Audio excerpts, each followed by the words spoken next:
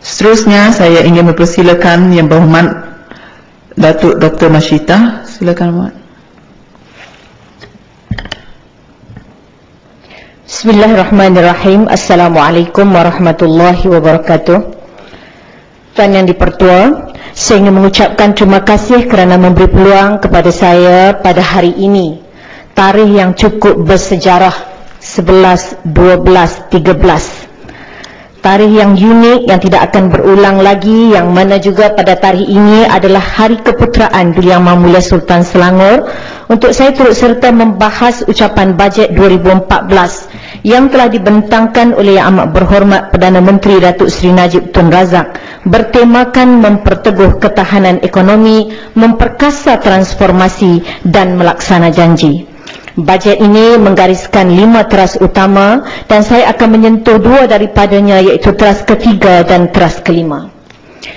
Tuan Yang Dipertua, dalam teras yang ketiga, bagi meningkatkan kecemerlangan pendidikan, kerajaan meneruskan komitmen menambah dana 450 juta ringgit dengan agihan 100 juta kepada sekolah kebangsaan, 50 juta sekolah kebangsaan Cina, 50 juta kepada sekolah kebangsaan Tamil, 50 juta kepada sekolah mubaligh, 50 juta kepada sekolah berasrama penuh, 50 juta kepada MRSM, 50 juta kepada SABK atau Sekolah Agama Bantuan Kerajaan, dan 50 juta kepada Sekolah Agama Rakyat atau SAR.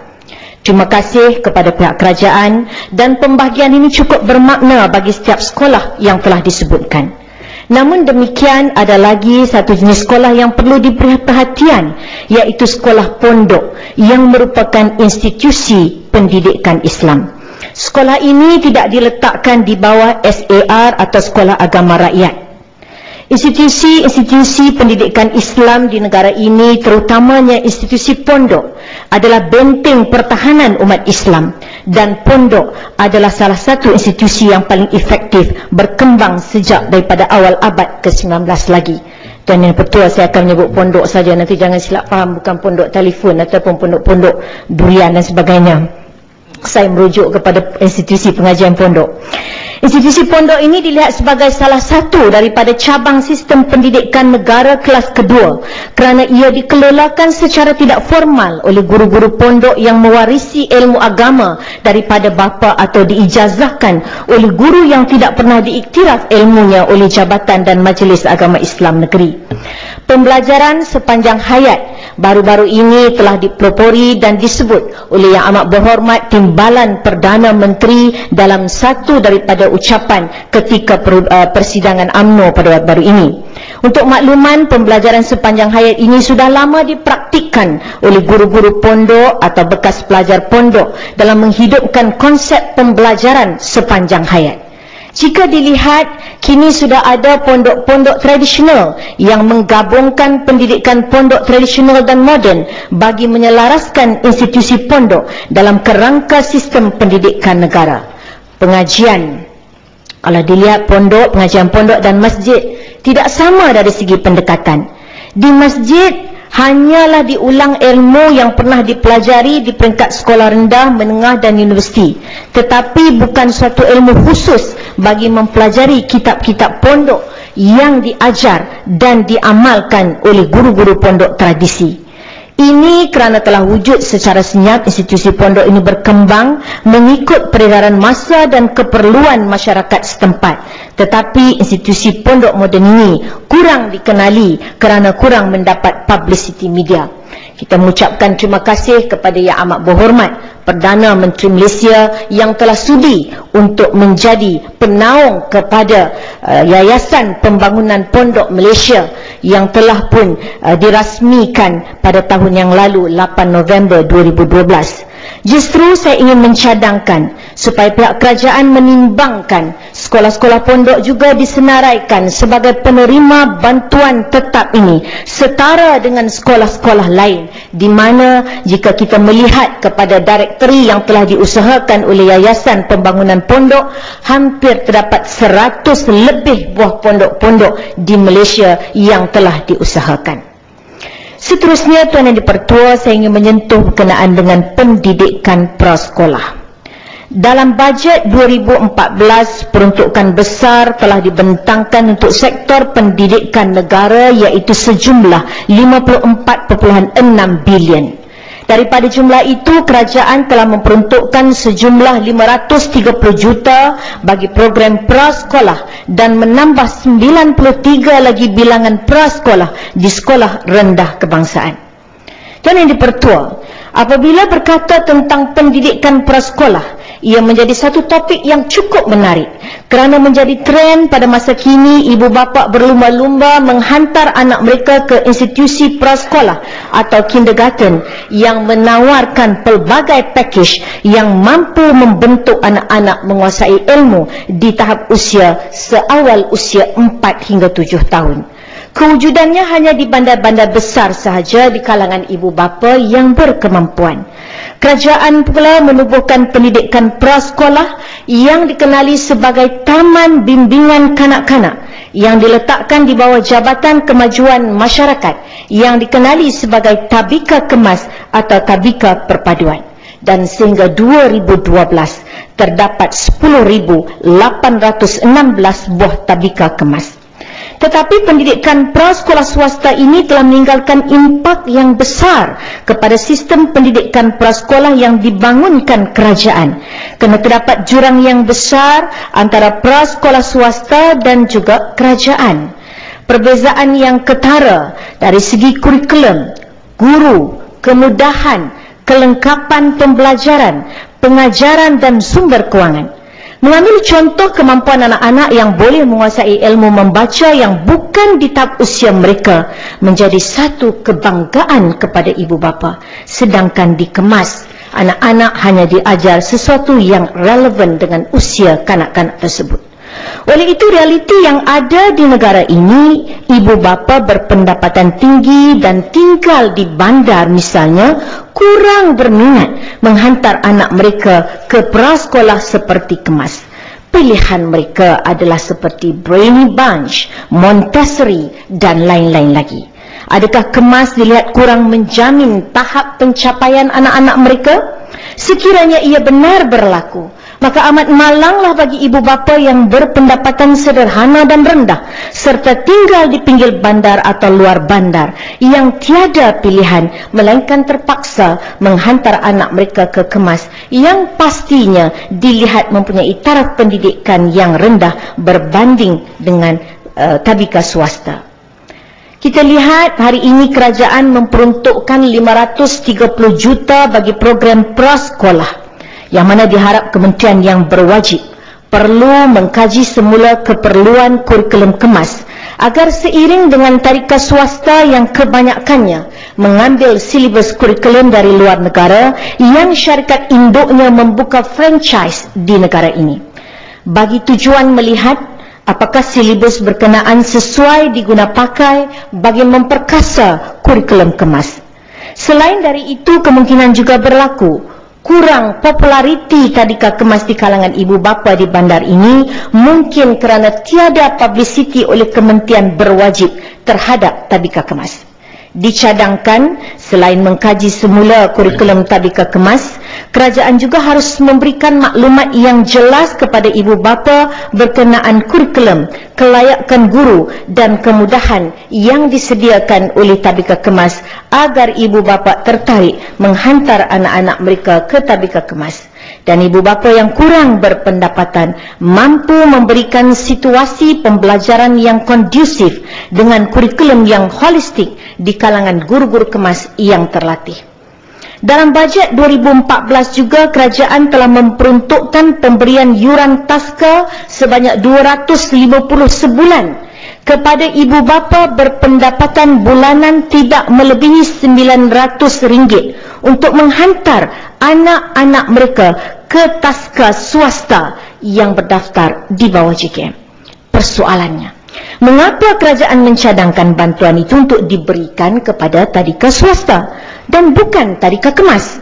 Alangkah baik sekiranya kerajaan mempertimbangkan dana sejumlah 15 juta dalam bajet 2014 ini bagi memberi manfaat kepada 3,334 kanak-kanak di bawah usia 4 tahun itu dibelanjakan untuk tujuan menaik taraf kurikulum peralatan pengajaran dan pembelajaran murid dan guru-guru di tadika kemas ini, supaya ibu bapa kurang berkemampuan juga dapat merasai nikmat kebajikan yang disalurkan oleh kerajaan kepada anak-anak mereka untuk mendapat pendidikan holistik sebagaimana di tadika swasta di negara ini yang tumbuh bagaikan cendawan lepas hujan yang menjadi pilihan utama ibu bapa yang berkemampuan.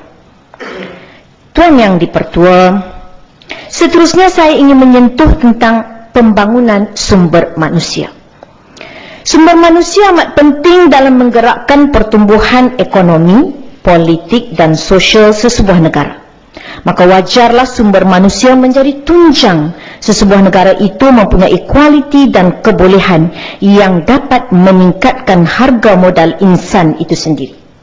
Cabaran besar bagi Malaysia sebenarnya adalah sejauh mana kita dapat membangunkan dan mempersiapkan sumber manusia yang holistik, mencakupi modal intelek, mempelbagaikan kemahiran seni dan pertukangan, kemahiran komunikasi, kemahiran intrapersonal, berfikir, kreatif dan inovasi.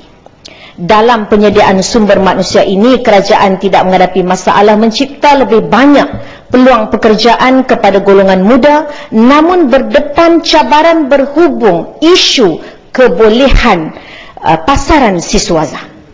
Memetik kenyataan Menteri Belia dan Sukan, Saudara Khairi Jamaluddin berkata isu berkenaan masih sukar diselesaikan kerana terdapat jurang yang besar antara siswaza dan pihak industri.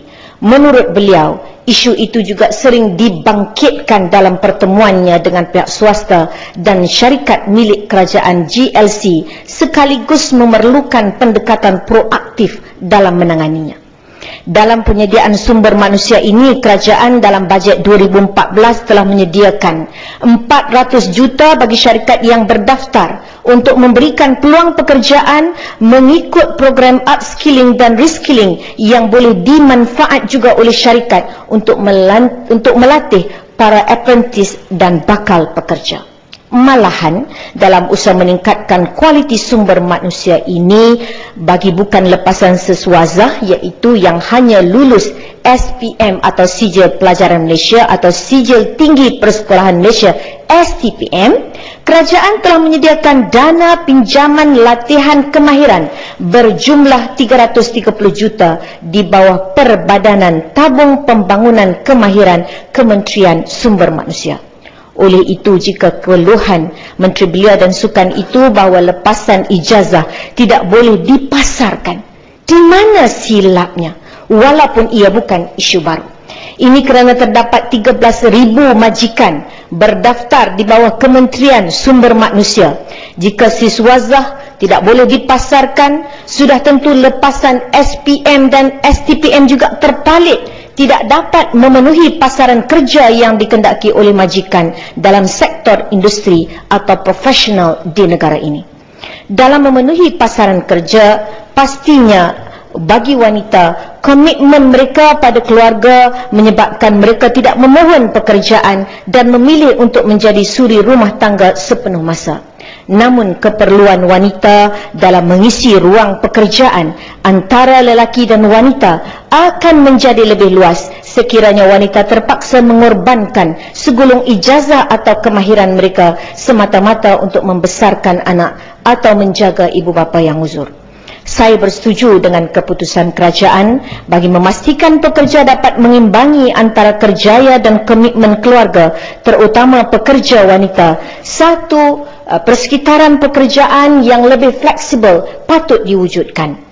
Perkara ini sudah lama diperkatakan, tetapi kebanyakan majikan masih lagi tidak mahu melepaskan pekerja wanita mereka mengikut flexible work arrangement yang memberi kelonggaran tempoh, tempat dan waktu berada di tempat kerja.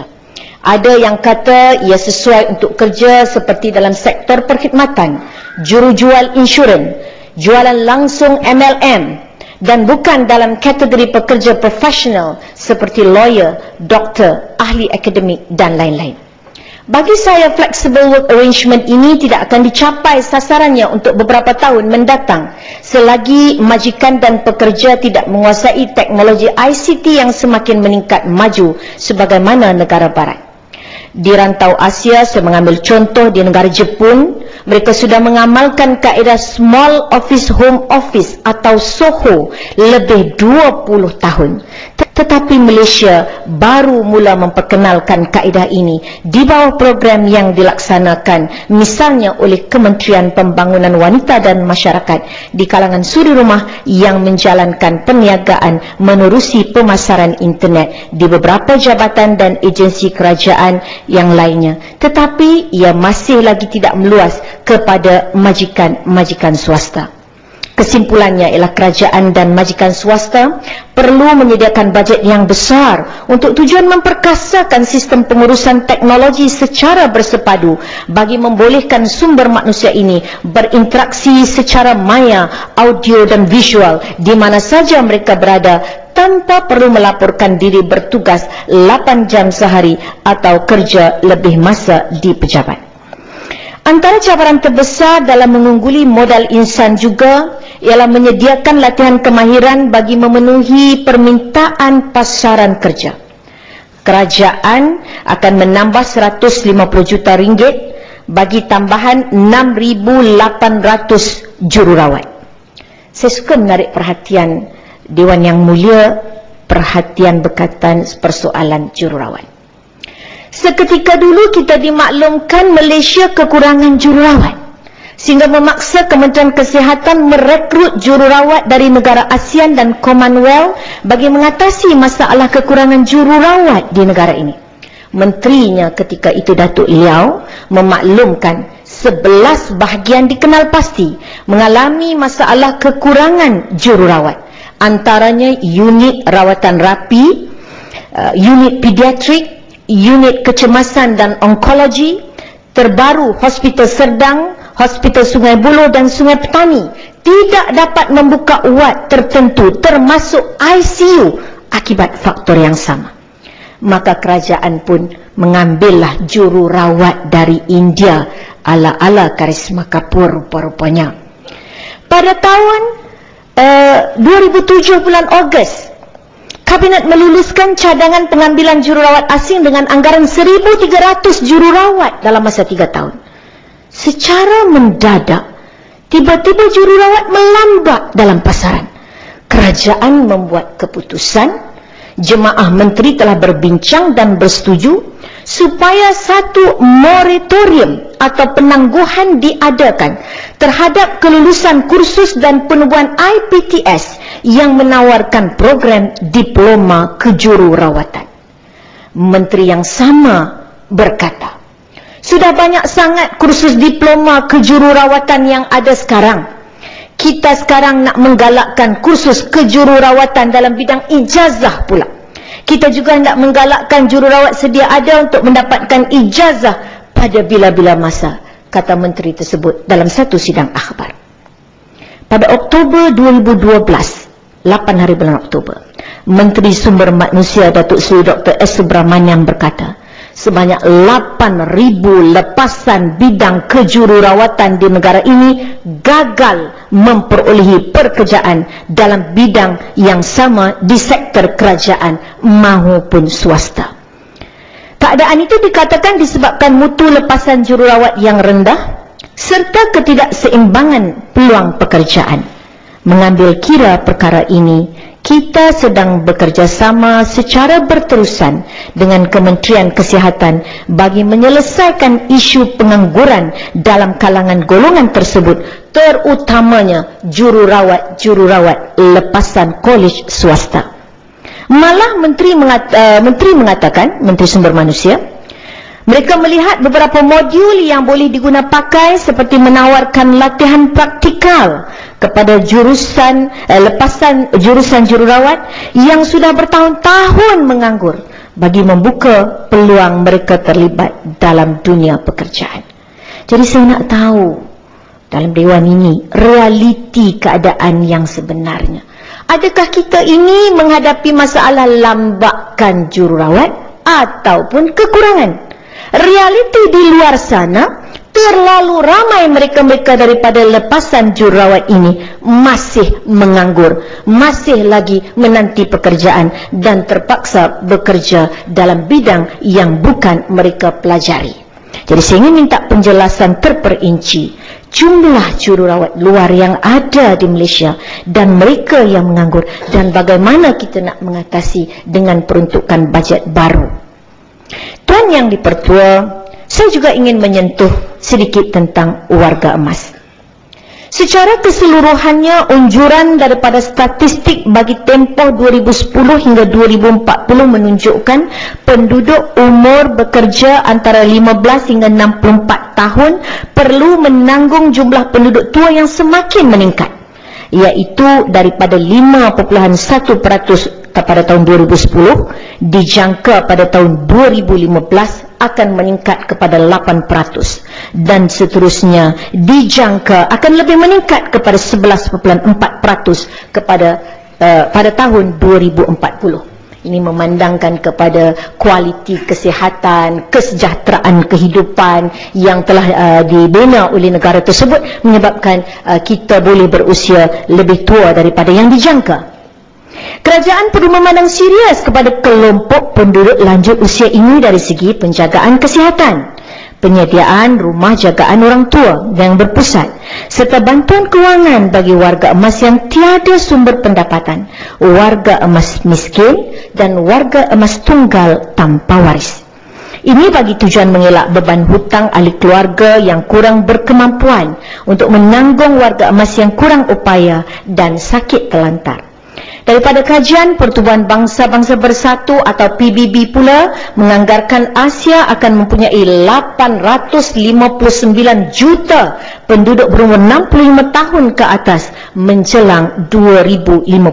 Satu peningkatan yang cukup besar berbanding 269 juta orang pada tahun 2010. Justru, apakah persediaan negara Malaysia ke arah penyediaan kemudahan kepada keperluan penduduk tua negara ini menjelang tahun 2040 yang dianggarkan akan berjumlah 4,401.5 juta warga emas bakal berada di negara ini?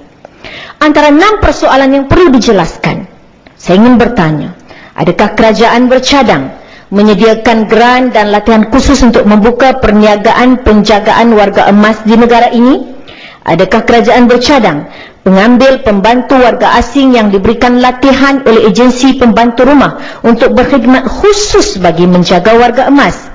Dan adakah kerajaan bercadang membuka klinik atau hospital warga emas dikendalikan oleh kerajaan atau swasta yang berpusat khusus untuk memberi perkhidmatan kecemasan apabila warga emas memerlukan bantuan dan merawat pelbagai penyakit yang mungkin akan dikendalikan oleh sukarelawan? Menyediakan kemudahan penjagaan warga emas di kawasan komuniti setempat yang lebih sistematik dan tersusun di setiap pembangunan pembandaran di kawasan bandar ataupun separa bandar dan luar bandar di negara ini, dan seterusnya. Adakah kita bersedia untuk menganjurkan projek berkala bersama sukarelawan bagi membantu warga emas yang hidup sendirian dan juga warga emas yang mempunyai keluarga dengan menyertai program ini yang mana dapat membantu mereka daripada kesunyian dengan kelas keagamaan, lawatan, gotong royong, berkebun dan lain-lain mengikut kesesuaian? Dan juga di manakah peranan pusat zakat dan baitul mal bagi memperkasakan membantu golongan warga emas terbiar ataupun warga emas tunggal ataupun tanpa waris yang ditinggalkan bersendirian? Tuan Yang di-Pertua, trust bajet yang kelima adalah mensejahterakan kehidupan rakyat. Ada yang nak mencelah? Silakan. Silakan, Mak. Terima kasih, Datuk Yang di-Pertua. Saya nak utarakan satu isu. mengenai warga tua, warga emas, dikatakan oleh YB tadi, menjelang 2040, 11.4% dari penduduk negara kita akan terdiri dari warga emas. Dan bagi warga emas, bukan saja rumah-rumah untuk rumah penjagaan warga emas harus difikirkan, tetapi juga kemudahan di tempat awam, bangunan dan juga pengangkutan, sebab jangka usia di kajian menunjukkan bahawa jangka usia meningkat. Jadi ada warga emas yang masih aktif walaupun dia menjadi warga emas, dia masih aktif dan boleh pergi ke tempat lain, boleh hidup macam orang biasa juga, tetapi mereka memerlukan kemudahan-kemudahan. Jadi walaupun sekarang ini kita ada hanya beberapa ribu saja, 460,000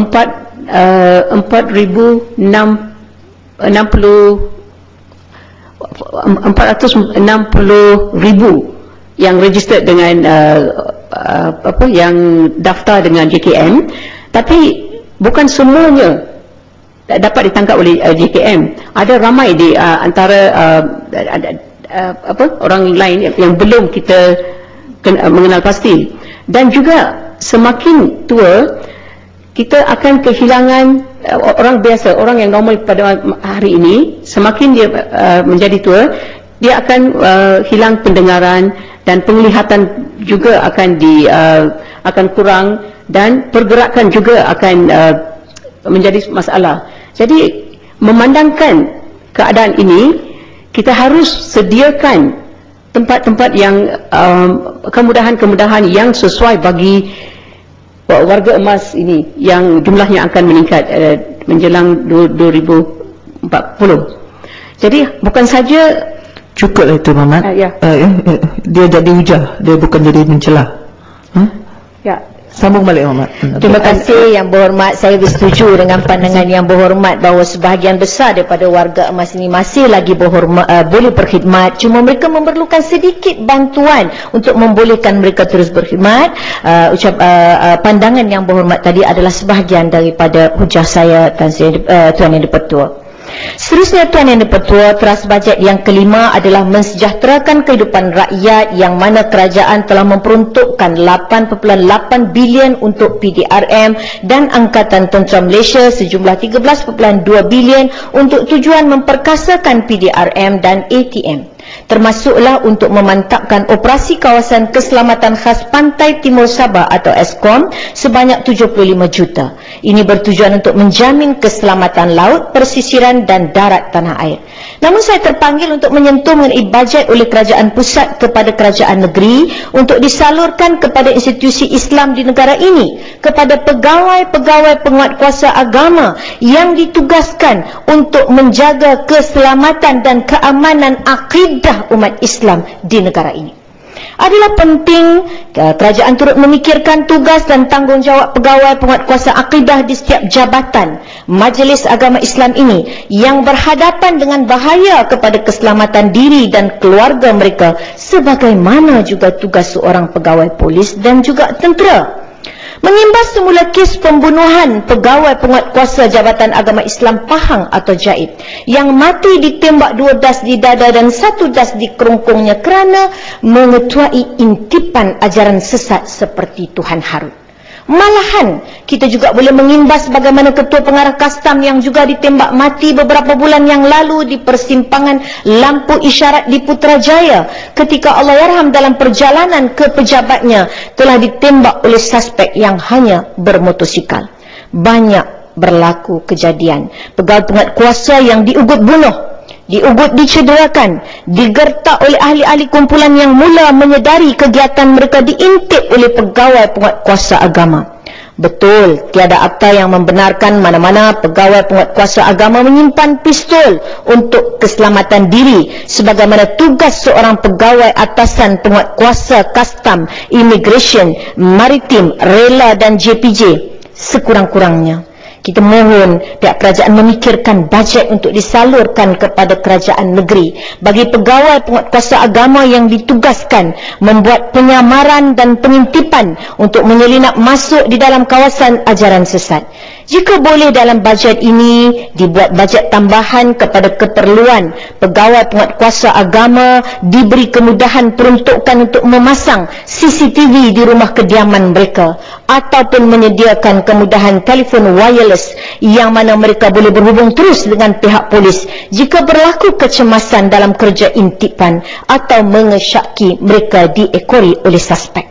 Dengan menggunakan cara konvensional menjejaki suspek dengan lakaran wajah sahaja, hasilnya kurang tepat, bahkan menyukarkan kerja polis menjejak suspek berbanding imej dalam sebuah kamera litar tertutup atau CCTV untuk tujuan forensik dan disebarkan kepada orang awam. Saya percaya kerajaan juga berkeyakinan keupayaan CCTV ini untuk memudahkan kerja penyiasatan apabila telah meluluskan 20 juta dana bagi menambah 496 bilangan CCTV kepada 25 kawasan pihak berkuasa tempatan dalam bajet ini. Bagi memastikan keselamatan, kita juga meminta kerajaan mengetatkan undang-undang penggunaan cermin gelap. Buat masa ini, penggunaan cermin gelap terhadap semua kenderaan perlu mematuhi piawaian yang ditetapkan di bawah kaedah-kaedah kenderaan motor larangan mengenai jenis-jenis kaca tertentu 1991. Kadar ketelusan cahaya yang dibenarkan bagi cermin hadapan mestilah melebihi 70%, manakala lain-lain cermin iaitu cermin sisi dan belakang mestilah melebihi 50%. Syarat ini sangat longgar sekarang. Sebab itu kementerian tidak mempunyai rekod berhubung senarai jenis kenderaan import yang telah dilengkapi dengan cermin gelap. Begitu juga pengecualian yang begitu mudah bagi penggunaan cermin gelap dengan mudah boleh diberikan pertimbangan atas alasan faktor keselamatan dan kesihatan pemohon. Dengan mudah, pemasangan cermin gelap atau tinted boleh dibuat oleh pengeluar-pengeluar tempatan, apalagi bagi kenderaan-kenderaan recon dan juga import. Kaedah 11(a) dan 11(b) menyebut hanya kenderaan milik kerajaan yang digunakan individu seperti Duli Yang Maha Mulia Seri Paduka Baginda Yang di-Pertuan Agong, Duli Yang Maha Mulia Raja Negeri, Pemangku Raja, Pembesar Memerintah Negeri, Bakal Raja, TYT, Hakim, Pegawai Polis atau Tentera seperti yang dinyatakan oleh Ketua Polis Negara atau Ketua Terus Angkatan Tentera sahaja yang boleh menggunakan cermin gelap. Jelas tidak dibenarkan kepada orang biasa, tetapi kedai-kedai aksesori telah menawarkan pemasangan, bahkan mendakwa pihak JPJ memberi kelulusan. Dan bila ada permintaan daripada orang awam, banyaklah kedai-kedai yang menawarkan. Sehingga sekiranya berlaku apa yang berlaku pada kes-kes yang telah saya sebutkan, tembakan daripada kereta dan sebagainya, di mana kita tidak dapat mengesan penjahat-penjahat yang berada dalam kereta yang bercermin gelap ini, maka saya ingin bertanya, adakah pihak berwajib sekiranya berlaku kesalahan pihak individu menggunakan cermin gelap yang lebih daripada had yang ada, apakah ada tindakan? Apakah denda yang telah dikenakan? Pernahkah pihak berwajib mengadakan ops gelap? Dan bagaimanakah proses pemeriksaan yang dilakukan oleh anggota penguatkuasa JPJ ke atas kenderaan yang menggunakan cermin gelap? Adakah penguatkuasa JPJ akan menahan kenderaan tersebut? Dan jika dia menahan, alat apa yang digunakan untuk mengukur tahap ketelusan cahaya yang dikatakan 70%, 50%? Dan sekiranya menggunakan alat pengukur ini, kalau adalah negara menggunakan alat-alat tertentu, sekiranya ujian mendapati kereta ini tidak patuh kepada tahap ketelusan yang telah ditetapkan, adakah saman dikeluarkan? Dan adakah Mereka-mereka yang telah melakukan kesalahan ini diberi tempoh untuk menukar cermin mereka dan diminta hadir semula untuk membuktikan bahawa mereka telah mengikuti atau patuh kepada undang-undang yang menetapkan tentang keselamatan dari segi pemakaian cermin gelap. Dan bagaimana pula tentang pemasangan langsir? Tuan Yang di-Pertua, ini kita bukan saja macam rumah pasang langsir. Itu belum lagi kita bercakap tentang boneka-boneka yang penuh seperti kereta boneka bergerak, pokok-pokok bunga plastik yang penuh dalam kereta, sehingga menyebabkan keadaan keselamatan tidak lagi menjadi sesuatu yang perlu dititik beratkan.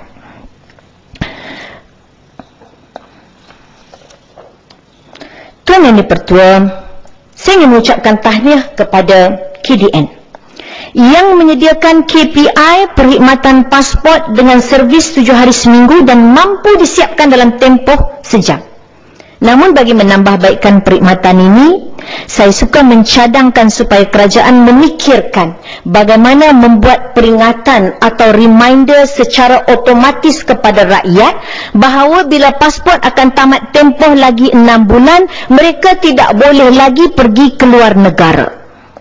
Syarikat penerbangan Garuda hari ini secara otomatis, apabila kita membuat pembelian tiket online, maka syarikat penerbangan Garuda akan mengeluarkan reminder sebelum tiket keluar negara itu dikeluarkan supaya pembeli menyemak pasport mereka apakah pasport ini masih lagi valid sehingga 6 bulan.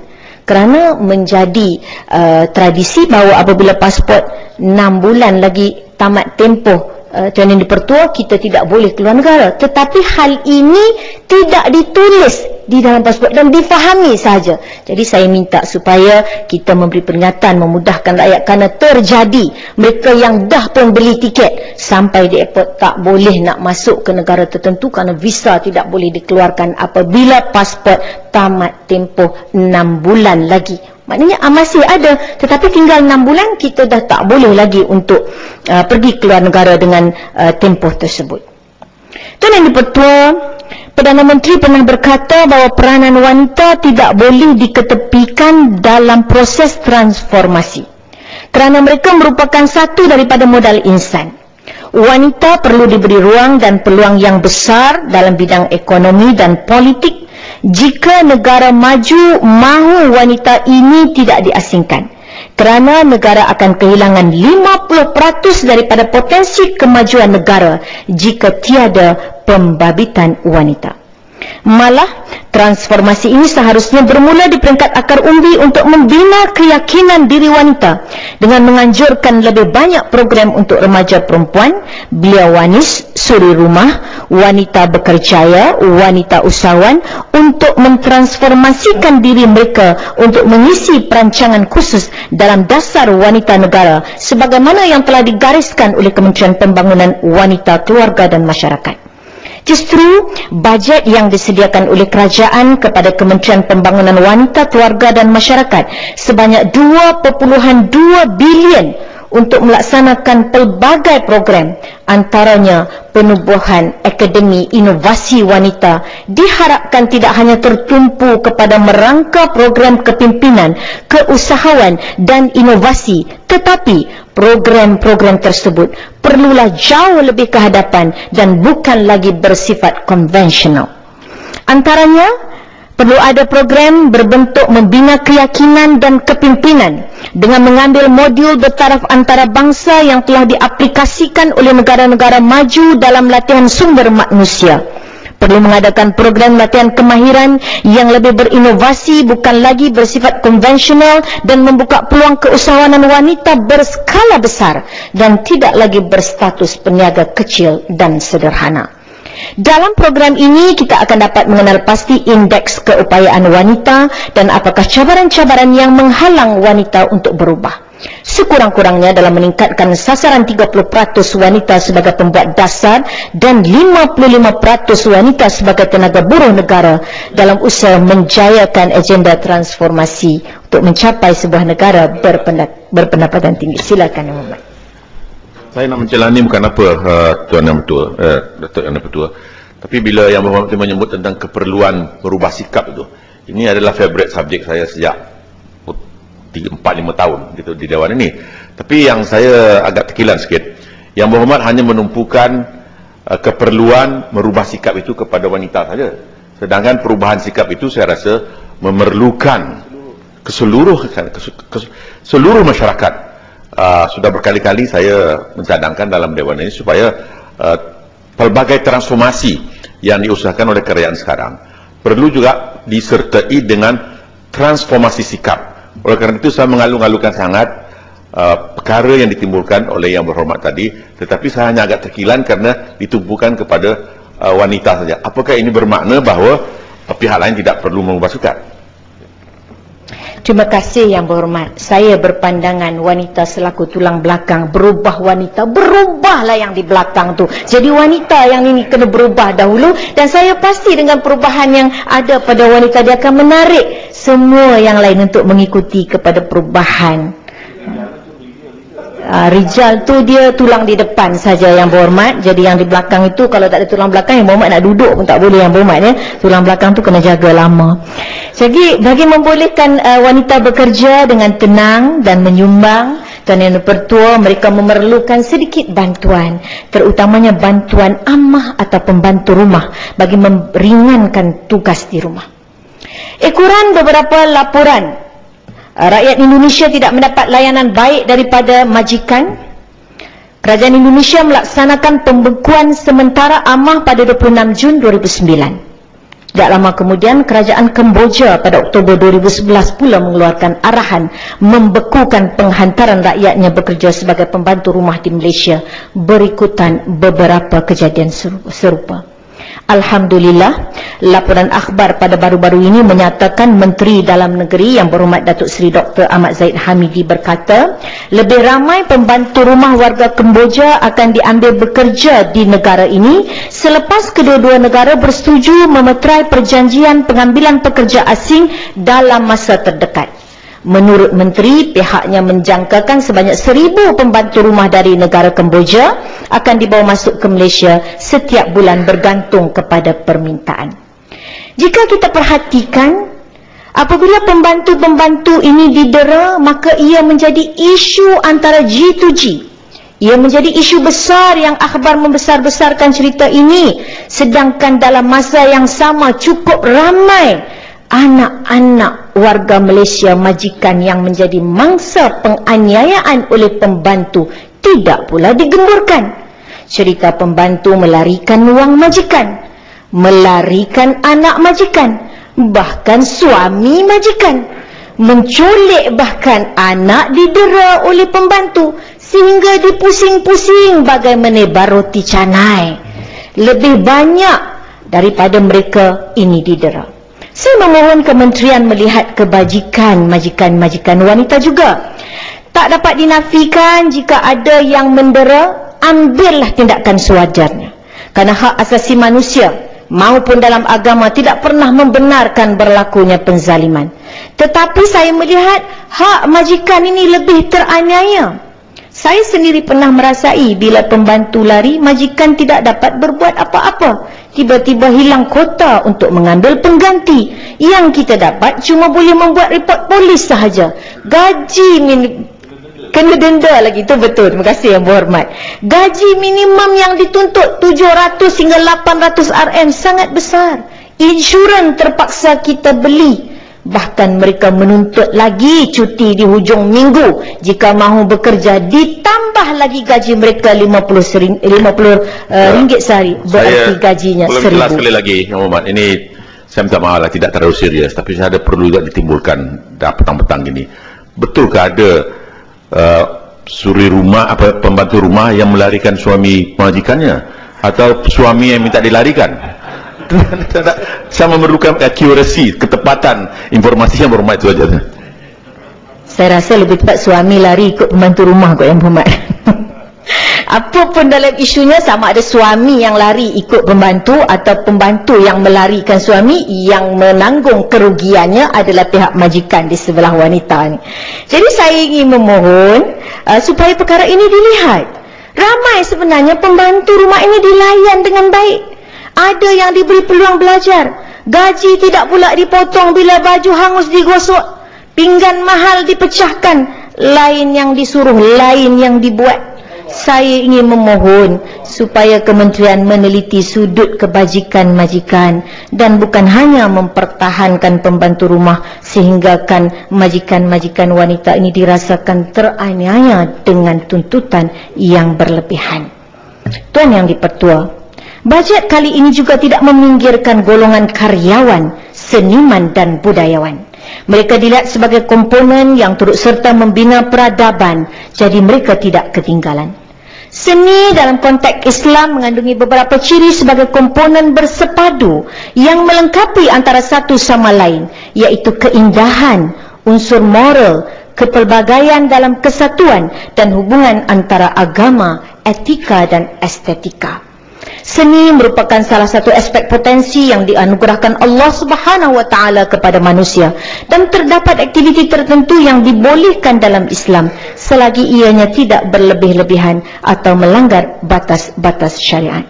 Seperti sabda Rasulullah sallallahu alaihi wasallam, "Innallaha jamilun yuhibbul jamal," bahawa Allah itu sangat indah dan sentiasa menyukai yang indah. Adalah jelas bahawa Islam bukanlah agama yang mengharamkan kesenian tanpa sebab. Hal ini kerana kesenian adalah sebahagian daripada hiburan, manakala keperluan kepada hiburan pula adalah sebahagian daripada fitrah seseorang manusia.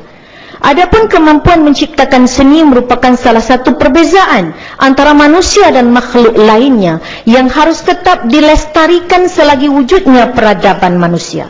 Salah satu cabang seni adalah seni lakon, seni perfilman, iaitu dua gabungan seni yang digarap melalui penulisan skrip, pelakon yang membawa watak dan medium yang diterjemahkan kepada khalayak, sama ada melalui pementasan teater, radio, televisyen maupun layar putih.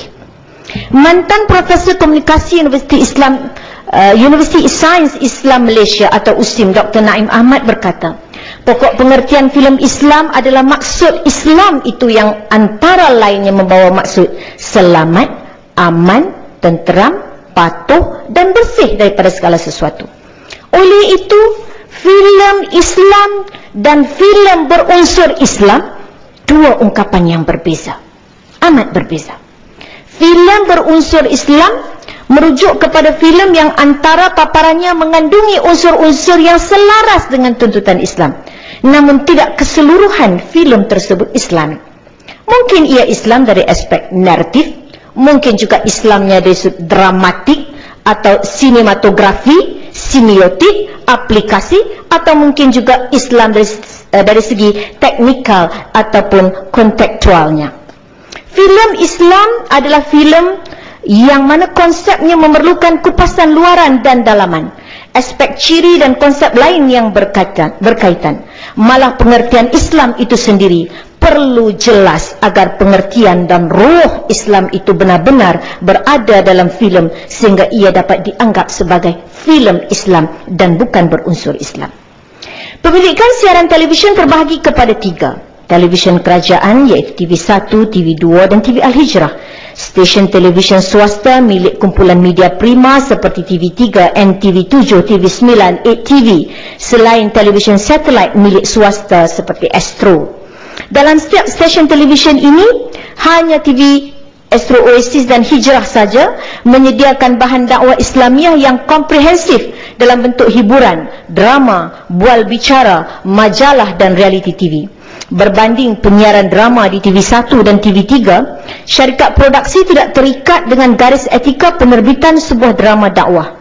Berbanding stesen TV Astro Oasis dan TV Al-Hijrah yang mana meletakkan syarat skrip dan lakonan perlulah berunsurkan dakwah dan menepati syariat. Ya, Muhammad, panjang lagi? Sikit lagi saja, Tan Sri Yang di-Pertua. Okey. Bagi penulis skrip kriteria, mesej dakwah hanya dilihat dari segi niat untuk menyampaikan sesuatu mesej tentang Islam, dan kebanyakan syarikat produksi mempunyai panel syariahnya sendiri untuk menilai sebuah skrip sebelum dihantar kepada pihak JAKIM untuk menerbit dan menghantar kepada stesen TV. Namun skop yang lebih besar perlu dilihat dalam industri lakonan dan pembikinan filem di negara ini. Ianya adalah penghasilan karya di kaca televisyen. Di Malaysia, adakah wujud sebuah produksi yang benar-benar bebas dari unsur maksiat dalam penghasilan sebuah produksi? Sama ada untuk drama, filem atau teater. Saya petik kenyataan bekas pelakon dan penyanyi sensasi Wahida di media yang mengatakan beliau sukar ketika berada di lokasi penggambaran untuk melakukan solat. Tempat persalinan bercampur antara lelaki.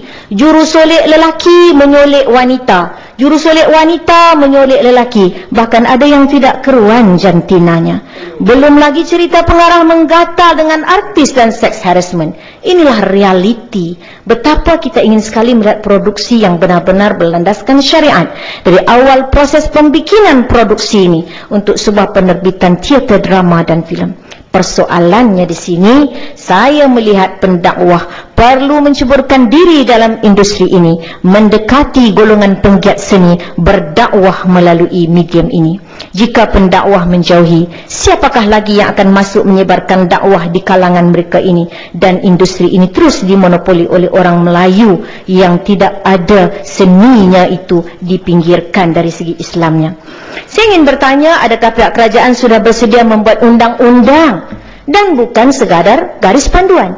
Apa yang ada pada hari ini hanyalah sekadar garis panduan semata-mata. Di Iran misalnya sudah wujud syarat dan peraturan daripada kerajaan untuk memaksa pengkarya mematuhi syariat dalam pembikinan produksi drama dan filem. Tetapi dalam usaha beberapa stesen yang meletakkan syarat untuk menghasilkan drama berunsur dakwah, kita tidak boleh memandang rendah kerana kita telah melihat hasilnya di televisyen apabila tiada lagi adegan berpegangan tangan, berpelukan lelaki dan perempuan. Dan yang saya paling rasa allergic sekali apabila setiap adegan suami dan isteri itu perlukah dipaparkan di atas katil. Saya rasa suami dan isteri bercakap di pelbagai aksi tak perlulah di atas katil. Ini bermakna demi sebuah perniagaan dan tanggungjawab sebagai penggiat drama dan filem, mereka perlu akur walaupun terpaksa menolak bulat-bulat nilai kreativiti dan kebebasan berkarya. Oleh sebab kepatuhan syariat itu haruslah diketatkan. Maka kita yakin dengan peraturan sedemikian tidak hanya terikat kepada syarikat televisyen semata-mata, malah syarikat produksi juga perlu peka. Terakhirnya, Tan Sri Yang di-Pertua sehingga menyentuh tentang golongan penjawat awam.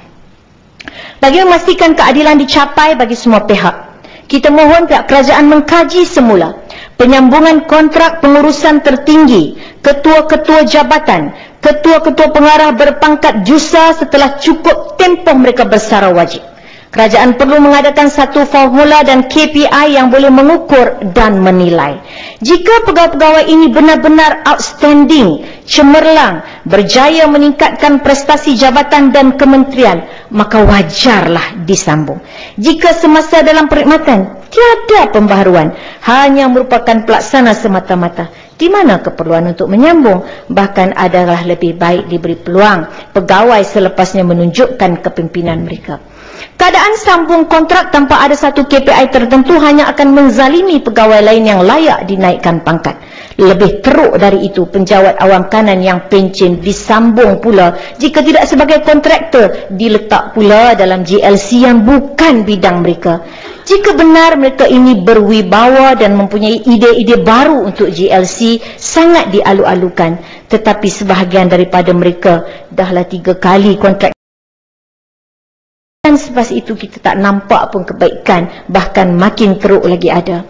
Jadi jangan kerana kesian atau kerana orang itu kenalan orang tertentu atau sekadar mengenyang jasa, maka kita meletakkan sesuatu tidak kena pada tempatnya. Bimbang pesan Nabi, iza wusidal amru ila ghairi ahlihi fantazris sa'ah. Apabila kamu meletakkan kepimpinan itu kepada yang bukan ahlinya, maka nantikan kehancuran. Saya ingin mencadangkan KPI penjawat awam juga didasarkan kepada perhubungan politik dalaman, supaya pegawai-pegawai penjawat awam ini tidak statik, tidak terpisah dari dasar dan spirit pelaksanaan sesuatu dasar. Tidaklah nanti menteri cakap lain, pegawai pula tidak pandai nak melaksanakan kerana tidak memahami suasana politik.